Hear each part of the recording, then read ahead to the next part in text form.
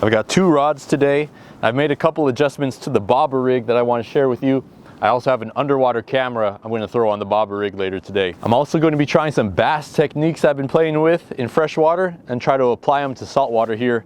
First, I'm going to start with this 30-pound test to 30-pound main line, go into a clip, and we'll start with an old school method before we try the bass stuff. Oh yeah, I'm gonna barbecue some fish too if I catch any. One thing I keep forgetting to mention is that the Fisherman's Life Street Fair is happening on July 12th on Saturday at Stonestown this year again.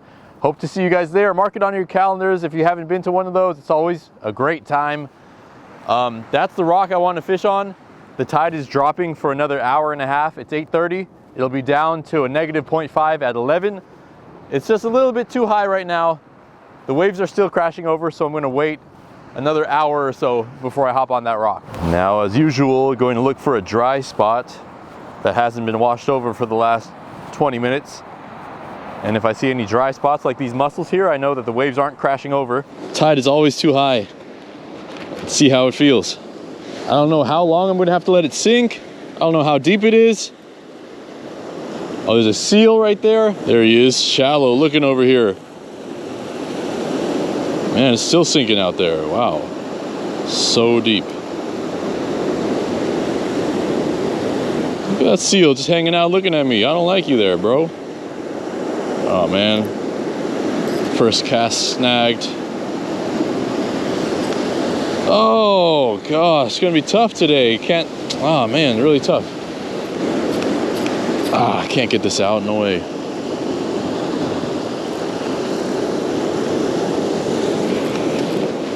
Shoot. Gotta break it. Now I risk fraying my braided line too.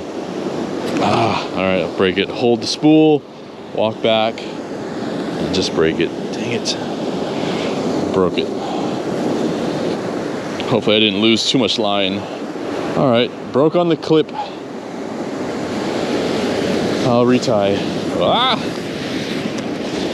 I'm gonna get a couple jigs. I think the tide is low enough where I can go out on those rocks. Since the water is so murky, I'm gonna try a darker swim bait so the fish can see them better. So most likely I'm gonna get snagged and I'm gonna go out onto that low tide rock. So I'm gonna bring everything that I need with me to retie in case I get snagged, which most likely is going to happen. All right, this is about a 4.5-inch swim bait, maybe a 5. You can tell the tail will still be able to wiggle, but we'll still get a good hookup ratio. This is the McKinney Baits new saltwater series. Give it a try.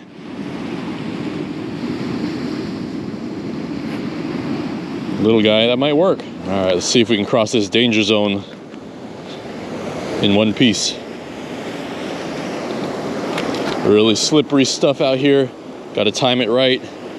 Luckily, we got all these mussels. All right, I think we're okay after this wave. Ooh, never get to come out here. This is only the second time in my life I've been out here on this spot. All right, are these mussels dry now? That's the big question. Yes, they are. So the water hasn't splashed here for a long time. All right, let's fish, baby. Yeah, heck yeah. First cast, let's go.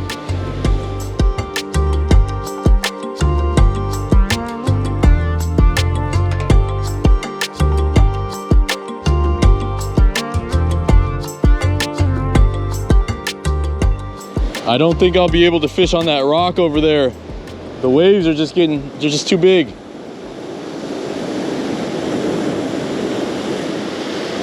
I'm just gonna throw on the jiggy jig.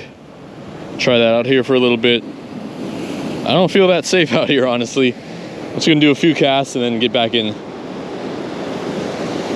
30-gram jig.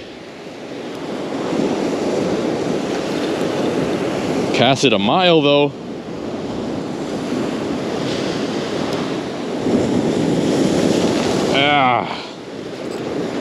Oh man, this is just a day of snags. Oh gosh, I don't know. Not a good day. Oh no. Oh, I thought I was gonna get splashed on that one. All right, let's get back safely. Main thing. Oh gosh. Not sure what to do right now. The water is too murky. Can't really fish the swim bait or the jig effectively. Probably should be using bait. A goose flying by. What are you doing out here? I am going to bring some bait, but I'm going to start with these. These are what I've been using for bass, and I've been having so much luck. These are power bait. This is a black one, actually. I really like the darker colors, especially in the murky water.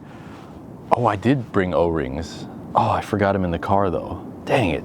So anyway, I'll just put this wide gap hook right through the middle of this worm. And if there are any fish suspended, and if they try to nibble at it, since this is just one piece, if they nibble at it and they suck it in, it should suck the whole hook inside their mouth too. So I'm gonna give that a try. It's heavy enough where I can cast it, and it's dense enough where it sinks pretty fast. So if there's fish around, this could be the new technique. All right, we'll give this a try here and see what happens, see if there's any fish hanging out. It's just a slow sink.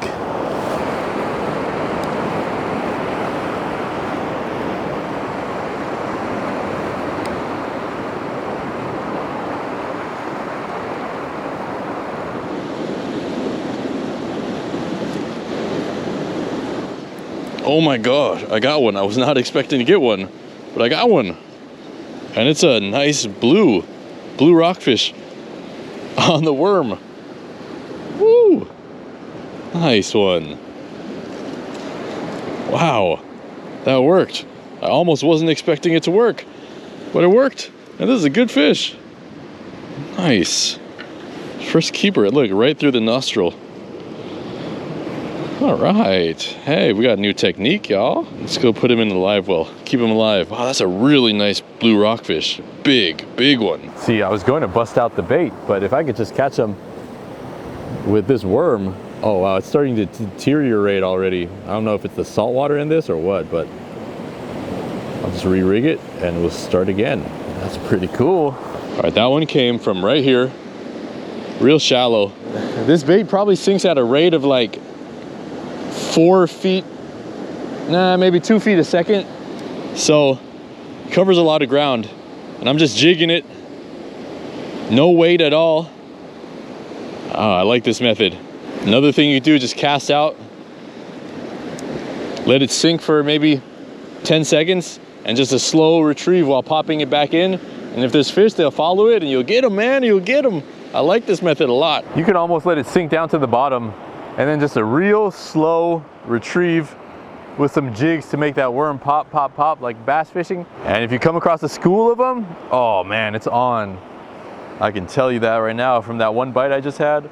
I bet if the water was actually clear, you can get so many more. The air pressure is really high too, so if the pressure was lower or there was a drop in pressure, I bet they would be biting more too. I just don't think it's a good bite today. But we'll do what we can. We already got one, so that's a great start.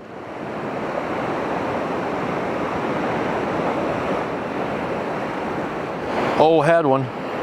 There's one right there. Felt the bite too. Unless that was bottom. I think that was fish. Only thing about this type of fishing is it's pretty slow. It takes a while to cover a lot of water, but if the fish are there, oh man, I bet it could be so effective. Well, it's almost peak low tide. I'm gonna see if I can get back out on that rock. And if I can't get out there, I'm just gonna fish this whole entire area and try to find the fish. I think that's what it is. If I could find the fish, I'll get them. I just don't think there's that many fish in this area. Oh, got one! Oh! Okay, hold on. I just got a bite. That was a small one, very, very small one. But I just passed him, so. All right, let's see. Oh, that was cool. All right, he was right here. Small one though, really small. Tiny nibbles. But if there's one, there's probably a couple. Sometimes these fish, they'll come in waves. They'll be in here, they'll follow the current out for a while, they come back in 10 minutes later. So if you get them, you should really try to capitalize on it. There's 2 bites in 1 minute. Every bite is a little data added to solidify my confidence in this technique. All right, let's take this guy, bring him closer to us. It's a nice rockfish. That'll be great for barbecue fish later. There we go. Okay, You have him? Yep, I got him. Yep, same one. I'm just gonna bring him back to my stuff. Can I see? Yeah, you can see. If you just touch his side, it's okay. You just, yeah, right there. You just can't, don't touch his. Oh, it's good. You see his spikes right here on his mouth too? I just had a bite in this shallow spot over here.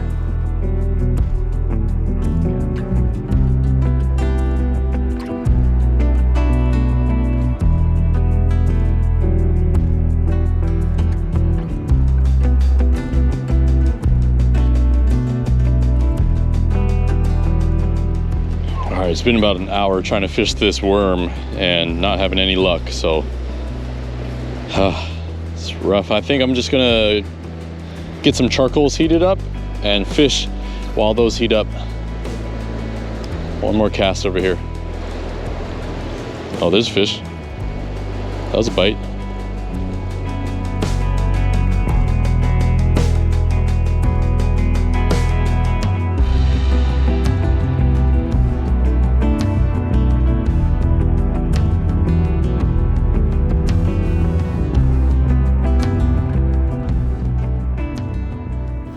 It's a little bit wet here, but that's okay. I think the coals will dry out any water. So I'm just gonna light these up and let's see. We're gonna grill right over this. So let's see if we got room. We'll spread out the coals. Yeah, that should actually be perfect once this heats up. Douse this with lighter fluid. It's my favorite kind of charcoal, this mesquite wood. I still want to catch another big one. It's a lot slower than I thought it was going to be. This is actually such a nice fish. Really big for blue rockfish. I'm going to bonk him and eat him. While his heart's beating, the usual routine, bleed him. Let all the blood come out. We'll just let all that blood drain for a couple minutes and then we'll gut him because we're going to cook him whole today. Actually, this is not going to affect anything while that bleeds out. My scaler go, we'll scale it. Cheap one of these for $1 at the fishing store. Makes scaling so easy. And of course, the pattern returns when you brush the scales back. Actually, I guess at this point it's the skin, huh? All the pattern comes back. Man, that's a chunky fish. I'm gonna be full after this. I'm getting excited again, even though I haven't caught any fish. Let's see what it's been eating, because his belly's pretty full. Right through the butt, all the way up. No eggs, so I don't feel bad about, oh, actually, what is that? Is that eggs? No, that's his belly. What in the world has this guy been eating? Taking out the gills right now. I like to cut around the base of his throat. All the gills will come out, as well as everything else. All right, everything here. So that's his air bladder, gallbladder. Oh, it does have a couple eggs. Maybe just developing. Or maybe that's, I don't know what that is. Anyway, let's check what's inside his stomach. Oh, gross. What is that? Digested something. Digested something. It's been in his stomach for a while. What is that? That looks like a jellyfish. Yeah, it's a jellyfish. That's one of those man of war jellyfish. Look at that. Wow. Did not know rockfish eat jellyfish. That's a good bait, potential bait idea. That's pretty cool. Never seen that before. Let's scrape out all the blood. Get rid of any bloody taste. All right, that's beautiful. Beautiful fish ready to eat. Clean. Yeah. Well, the charcoals are almost hot. I've got some green onions here. I'm going to cut them into long, thin strips. I wouldn't recommend cutting on your tackle box, but this is all I got today. And you're just trying to make thin, long cuts. A little bit wider than a matchstick size. Hopefully we can get a bunch out of this. Bunch of finely cut strips. And that'll be for our big green onion pancake. And this is our Korean green onion pancake. I think it's actually a vegetable pancake mix, but all you gotta do is add water. It's got seasoning already. Salt, pepper, garlic powder, a bunch of different things like that. If you ever made these before and they haven't turned out crispy and crunchy, I'll show you the trick for getting that texture just like that. So you kind of want it just like a pancake texture.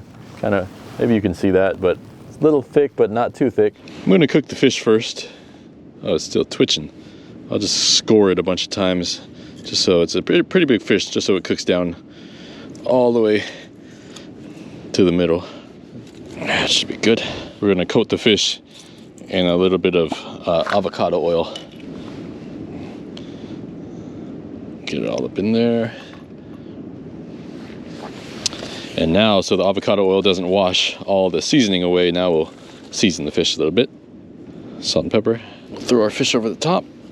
We'll start grilling, baby. Oh yeah, we cooking, baby, we cooking. And because it's all scored, the fish won't curl up.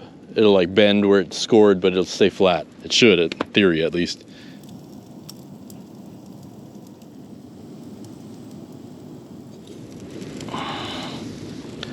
Ooh. Oh yeah, baby. The skin kind of came off. Wasn't expecting that, but that's okay. Now a little bit of barbecue sauce on the top. One piece cooked perfectly, grilled, still got the skin on.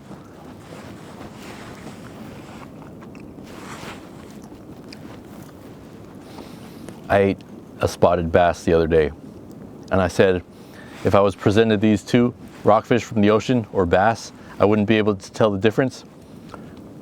No way. This is 10 times better. Oh, this is so good. And you have a little bit of fish flavor, which is good. Not like fishy, but fish.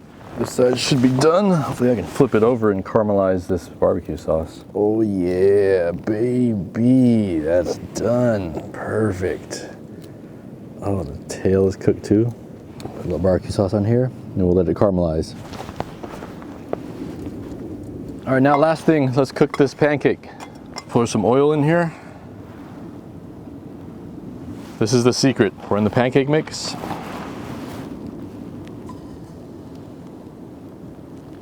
Now we're gonna put in all the mix, and you almost want more green onion than you do the mix. That way it has a lot of surface area to crisp up. And another secret, add a little bit of salt and pepper before you flip it. What I should have done is actually put less batter in there and more onion, but now you know what to do. Don't follow what I do, just follow what I say to do. More onion, less batter. And same thing, a little salt and pepper on this side. Little salt and pepper on my avocado. We got ourselves a meal. Oh, you can just hear how crispy it is.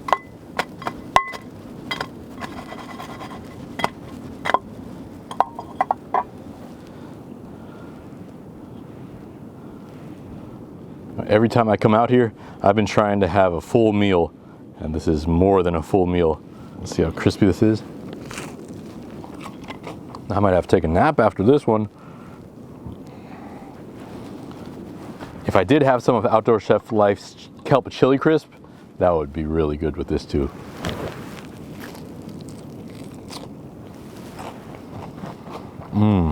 Oh man, we got our grilled fish here. Yeah. See if it's cooked all the way through. Tiny bit of a smoky flavor from the grill. Skin is crispy.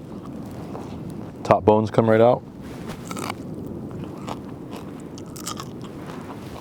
The flakes are definitely bigger compared to a spotted bass, and they don't dry out quite as easily either. And just look how big the bones are. They come off so easily. There's no tiny pin bones.